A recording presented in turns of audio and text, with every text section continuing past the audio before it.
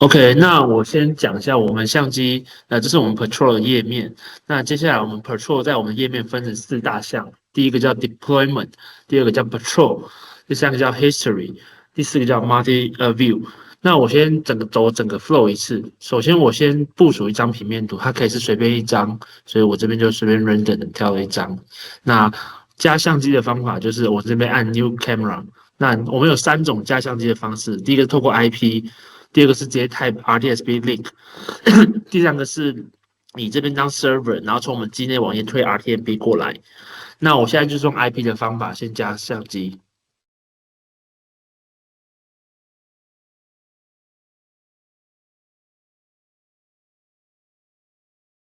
所以可以看到资讯输入正确后，我们的 IP 会跳在我们的 camera 会跳在这里。那这边我们就是把它移到平面图相对的位置，就是看你想要装在哪里，然后按 Save 就可以了。所以这边可以看到有 Deployment、Patrol 跟 Multi View。那至于 History 就是我们要去 Enable 录影后它才会显示。OK，那我现在直接跳到我们的另外一个页面来讲解这四个功能。OK，第一个就是 Deployment。Deployment 里面可以看到说它部署的东西的设定、OSD 设定相关等。好，所以我点进来可以看到说，这边左边是平面图，右边有一个 bar，那这边点开可以隐藏或显示它。好，我先把平面图隐藏起来。那可以看到说，我们这边可以设定 base position。base position 我们的定义就是它这边你调的位置是要朝正北方，它的资讯才会正确。那因为这个主镜头我们已经调过，所以它就是在中间没有问题。OK，那再来就是我们还可以做 rotate 跟 flip，这个功能主要是 camera 在做 wall mount 的时候会需要的，所以可以看到它是这样做90度的翻转。OK，那最后就是说我们这边因为 Patrol 它有一个中继站的功能，所以这边它会转流发出 RTSP，这边就是它发出的 RTSP link，可以直接复制。那接下来我们到 Patrol 这个功能，Patrol 顾名思义它就是巡检。那巡检就是可以看到说我们在这个平面图上面有拉很多个相机了，那我们可以指定路线。我现在 create 一个 new Patrol，OK，所以我可以例如说我从这里要拉这，那我再看过去，再看回来。OK，那可以看到说我们怎么去调整它，这边可以调整它的路线。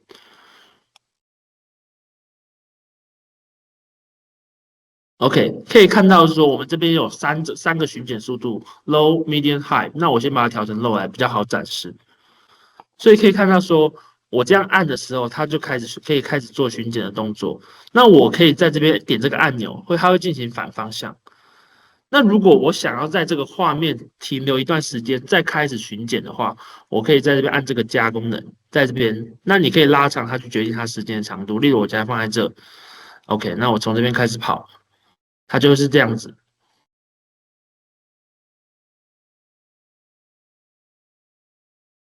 OK，所以我们可以去调整它的速度或是时间的长度，甚至反方向。那这边你可以看到说，那假设我要设定一个起始点跟一个终点，OK，所以我先把这个点列掉。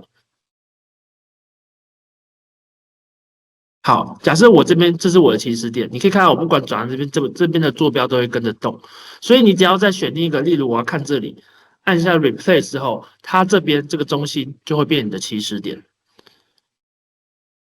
所以你可以决定起始点跟终点。那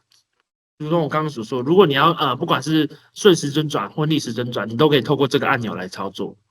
那后面也都是以此类推。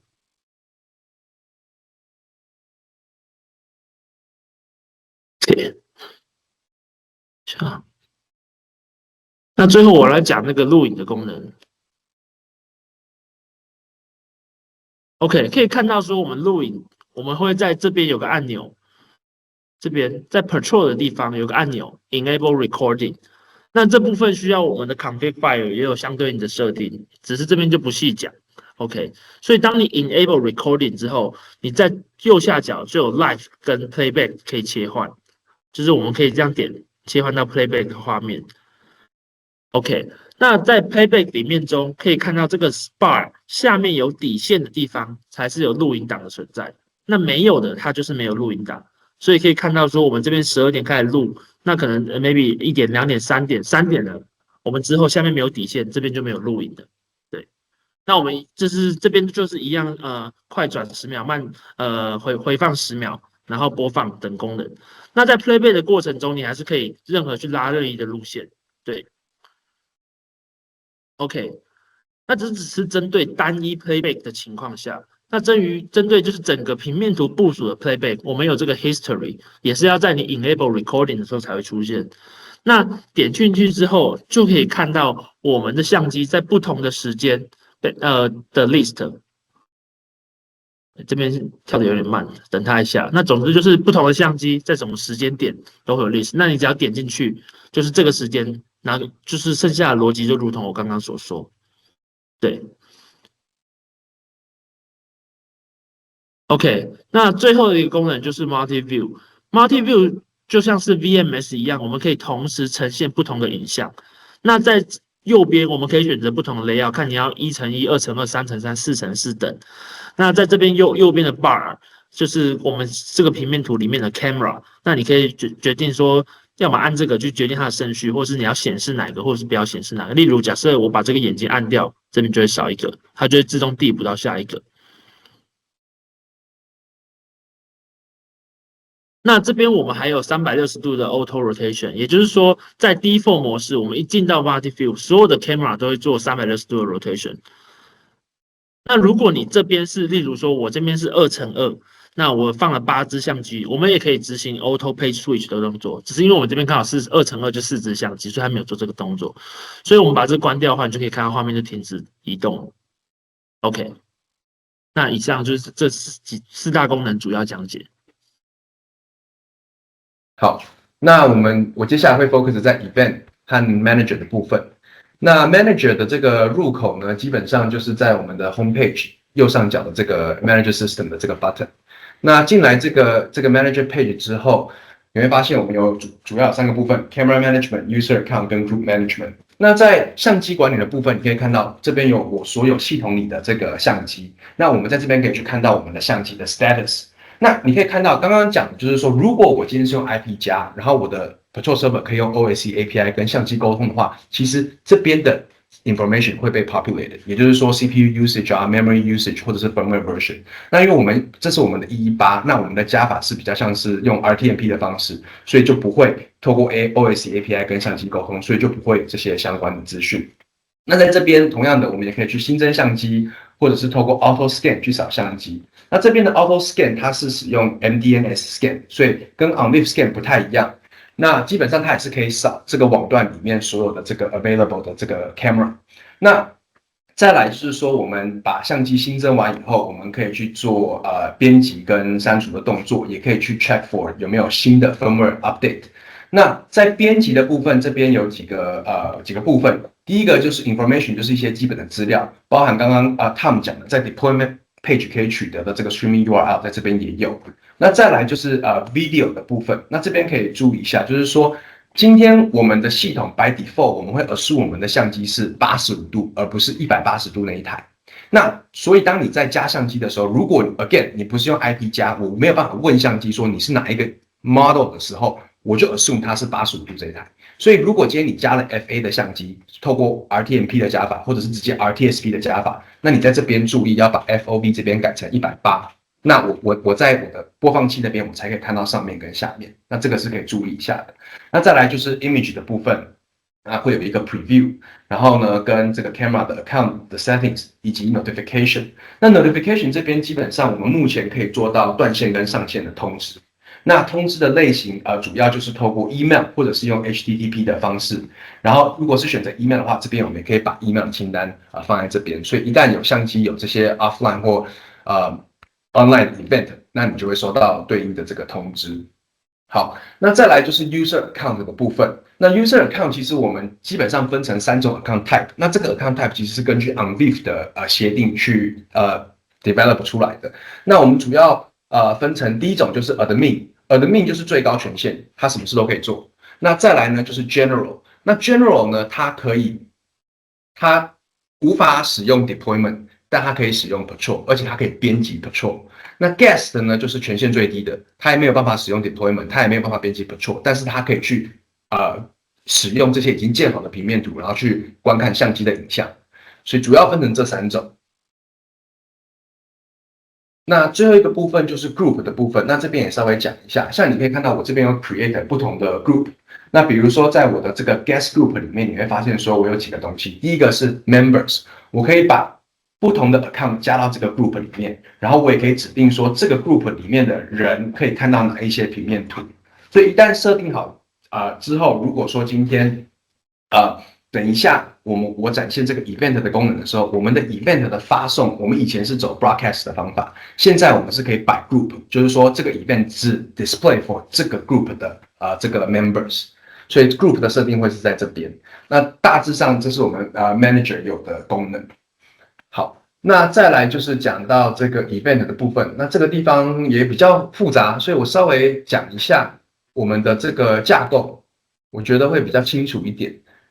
首先就是说，这是我们的系统架构图。那简单来讲，你看到我们的左边就是我们的 Patrol Server。那我们的 Patrol Server 里面有一个 component 叫做 Event Server。那 Event Server 呢，可以来收我们所定义的这个 Event Messages， 也就是我们定义的 Event API。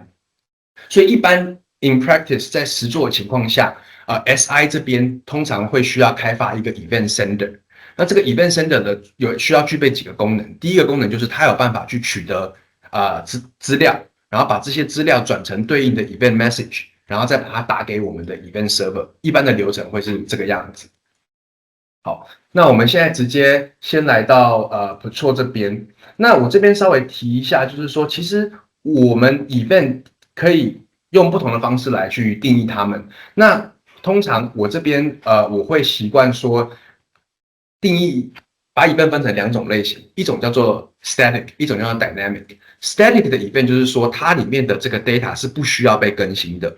那 dynamic 呢，就是说它需要被更新的。所以你看到的那些 AI 的那些结果啊，那些框啊，或者是你要去 display 某一个机台的即时讯息，那我都会把它算在是属于 dynamic event 的这个类型。好，那接下来我可以来到我刚刚的 deployment page， 然后在我的这个 OSD editor 去编辑 event。好，所以我们这边可以看到说我们有2种模式，一种是 visual 的模式，一种是 text 的模式。那我这边就以 visual 的方式来去做 demo。那我们可以去 create 不同的 event。那首先你可以看到一件事情，就是说我的 event 呢，我们在这边又可以用别种方式来去定义我们的 event。首先，第一种就是 sphere， 第二种是 viewport。那 viewport 是什么呢 ？viewport 这种 event 呢，基本上它的坐标是根据我画布上的坐标去做定义。也就是说，这时候如果我去转动我的视角，你会发现它是固定不变的。OK， 那另外一种 event 呢，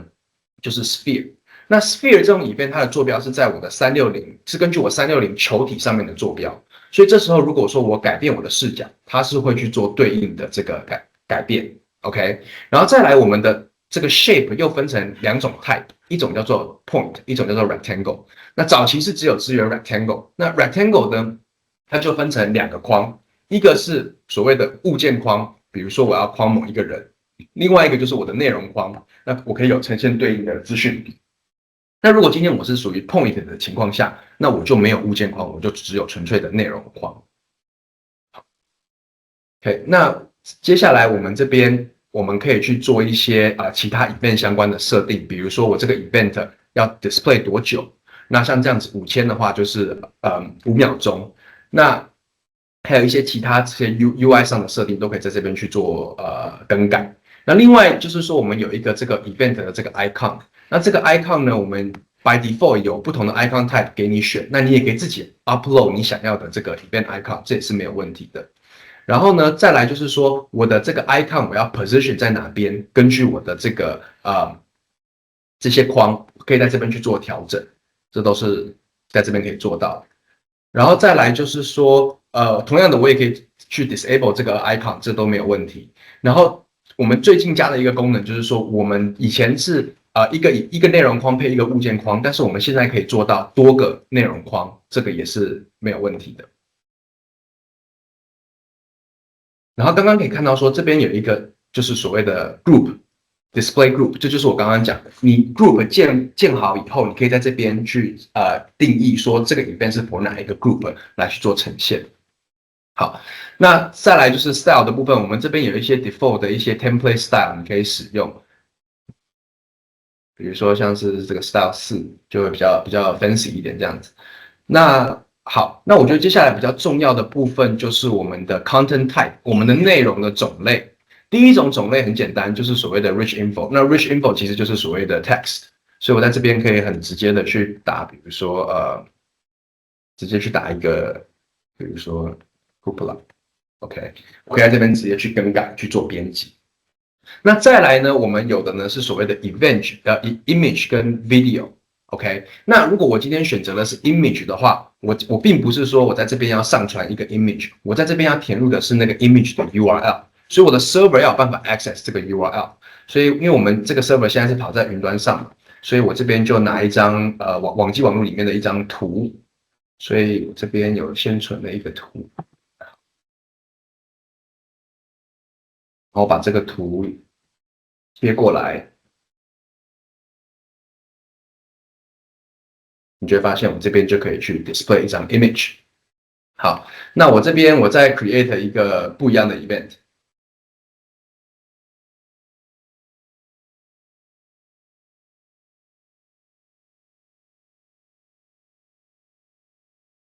那这边我会用的 type 我就会使用 video，所以一样在 video 这边我们一定也是一样要给它一个 URL， 然后它就可以去做对应的呈现。所以我在这边做一个示范。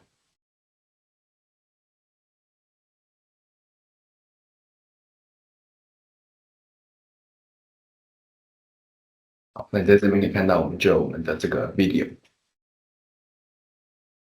OK，好，然后再来，我们还有一种 type 是所谓的这个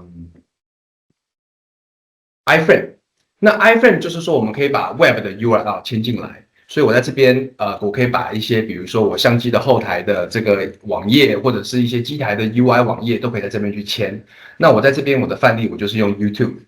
那 iframe 这种东西哈，不是说你今天有了 URL， 然后 server 可以 access， 它就有办法牵进去，因为有一些网站它是不希望你把它的东西来拿 iframe 去做嵌入的，所以有些时候要看 server 的这个设定。那如果说今天我们举一个例子，就是说 YouTube 的例子来讲，很多人是透过 YouTube 的方式，那我们今天如果直接签上面这个 URL， 它是签不进去的。那这边跟大家分享一下，就是你要特别来这个 share 的地方，然后到 embed 这边，然后你会看到这边有一个 source， 在 iframe 的这个 source， 你把这个 source copy 下来以后贴入，它就可以去做对应的这个呈现。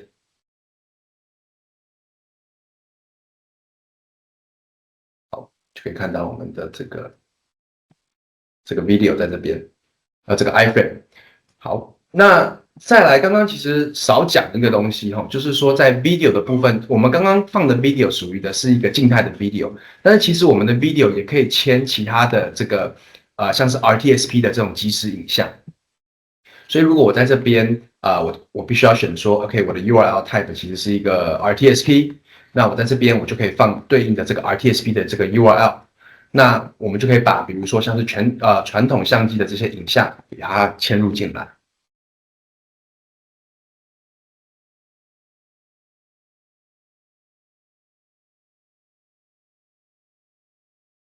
然后这边有 confirm 完以后，它会去系统会去确认，那没有问题的话，就会去做对应的 display。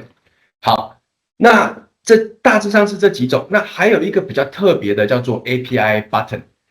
那这个 API button 这个 type 是什么呢？就是说我可以去define 一个 button， 然后当这个 button 按下去的时候，我可以去 trigger 一个 API code。那我在这边我直接用一个我先把这个 save 下来好。我先去用一个已经设定好的看，就是说在我们的这个办公室里面有我们的这个在机房里的相机嘛，那在这边有 set up 的2个 API button 的这个 OSD， 所以如果我到这边，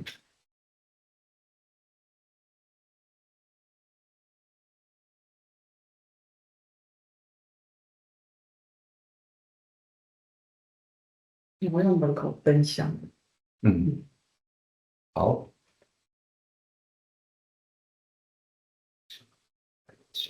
好，这边你看到这就是我们的这个 API button。所以如果你仔细看细节的话，就是说我这边我可以做什么事情呢？就是说我可以去upload 这个button 的图案，然后并且我可以指定说我要用哪一种 API，这都是 REST API、HTTP 的 API，所以有 GET 跟 POST。所以基本上像 IoT 这种灯的话，它 GET 通常是取得资讯，那通常要 take an action 的话，就是会用 POST 这样子的 protocol。那你可以看到这边就是我们的研华 IoT 灯的这个 HTTP 的这个 REST API 的 code。那我们就是要把这个对应的 request 放在这边。那放下去之后，设定完以后，你就会发现说，当 user 在使用的时候，当他 on click 的时候，他就 trigger 这个 API code，然后我们就会把相机的这个IoT 的灯打开。那同样的 off 也是一样的逻辑，我 send off 的 API 就可以把相机把这个 IoT 的灯给关掉。好，那这几种我刚刚展现的这些所有的这些 event， 我都会把它称为静态。为什么？因为我的 content 一旦指定完以后，我是不需要更改的。那早期我确实还需要透过一个 event sender 把这样，就是说把这样子的数据打给我的 event server。可是根据我们现在最新的这个设计呢，我们有一个所谓的叫做 auto enable 的功能，也就是说像这种静态的 OSD，比如说 web page 啊，或者是 RTSP 的影像啊，或者是只是一些不会更改的 text 的话，或者是 company 的 logo 啊，其实我在这边设定好之后，你会发现我这边其实有一个 auto enable 的功能。我一旦点下去，我回到 camera 的 page， 或者是我回到群解的部分，它就会去做对应的呈现。那早期的做法是怎么样呢？我在这边还是会展示一下给你们看，因为早期的做法是说，我还是一样，我在这边设定完以后，你如果来到相机，你会发现其实是没有的。没有的原因是因为 Event Server 现在其实是没有接收到任何 Event， 你看到的东西只是在 Editor 里面，所以你在 Editor 编辑完以后，你其实要 Export 出来。那你 Export 出来以后，你就会发现说，它这边这个 Event 的这个 Message， 其实说穿了它就是一个透过一个 JSON 定义的这个Event Message， 所以我可以把这个东西，这个就是我们要打给 Server 的东西。那我们这边之前有开发一个这个有 GUI 的 Event Sender， 那这个 Sender 呢，在这边我们可以做几件事情，就是第一个，我要跟我的 Server 去做连线，连线完以后呢，我就可以把我的这个刚刚的这个 Event Message 贴过来，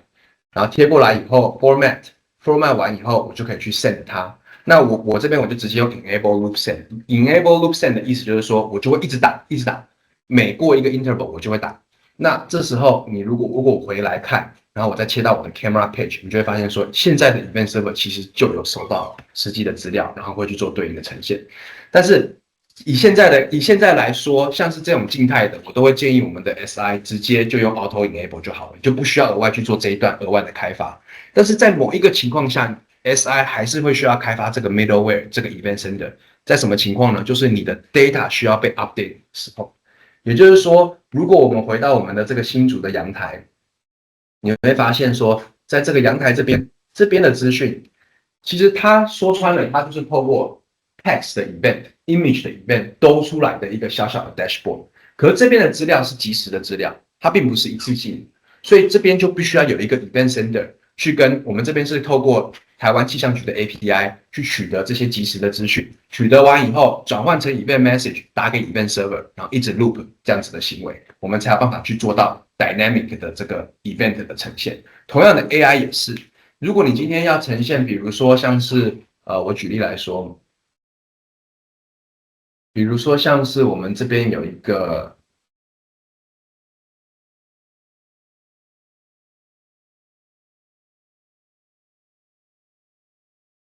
之前这边我们有做一个 AI 的简单的这个小 demo，Subway AI 这边，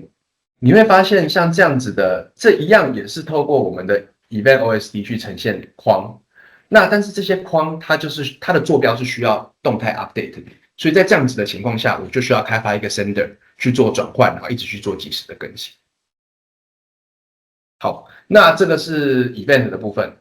然后最后一个部分，这个地方很简单，我今天比较不是今天的重点，就是说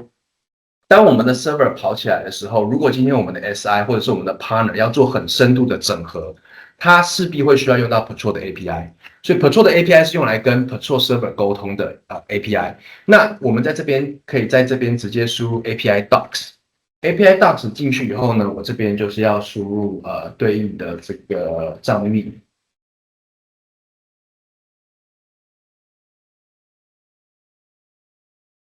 好，那就会来到了我们的 Swagger 的这个 interactive 的 UI。在这边你可以看到所有 Patrol server available 的 UI，而且它是可以在这边去做一些做实验的，它是可以互动的。所以在这边如果需要做整合的 partner，可以在这边取得所有 available 的 API 资讯。OK， 好，那这是我的部分。